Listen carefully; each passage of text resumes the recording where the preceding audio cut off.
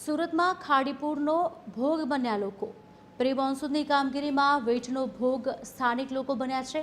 અંદાજિત 5 લાખથી વધુ લોકો ખાડીપુરનો ભોગ બન્યા છે। કોંગ્રેસના અસલમ સાયકલવાલાએ મુખ્યમંત્રીને પત્ર લખ્યો છે। પત્રમાં ઉચ્ચ સ્તરીય તપાસની માંગ પણ કરવામાં આવી છે। આ ઘટનાઓને સ્વચ્છતામાં નંબર 1 સુરત માટે શરમજનક ગણાવી છે। પત્રમાં ખાડીપુર કેમ આવ્યું તેનો પણ ઉલ્લેખ કરવામાં આવ્યો છે।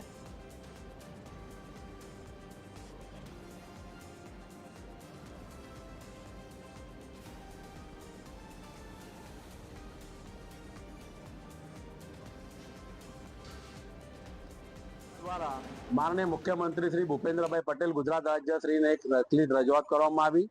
રજૂઆતનો મુખ્ય મુદ્દો એ છે કે સુરત શહેરની અંદર ગત સોમવાર તારીખ 23ના રોજથી જે વરસાદ પડ્યો અને એ વરસાદના કારણે તંત્રની જે પોલ ઉઘાડી પડી છે, જે પ્રી મોન્સૂન કામગીરીના દાવા કરતા હતા તંત્ર, એ સાવ પોકળ સાબિત થયા। પ્રી મોન્સૂન કામગીરીની અંદર જે વરસાદી ડ્રેનેજ કે ગટરની સફાઈ કરીને જે ટનમન કચરો કાઢવો જોઈતો તે કાઢી ના શક્યું તંત્ર।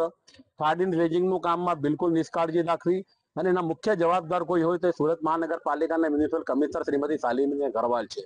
એમના કાર્યકાળમાં સતત ત્રીજી વાર ખાડી પૂર આવ્યો અને વરસાદી પાણી ભરાવાના દ્રશ્યો સામે આવ્યા।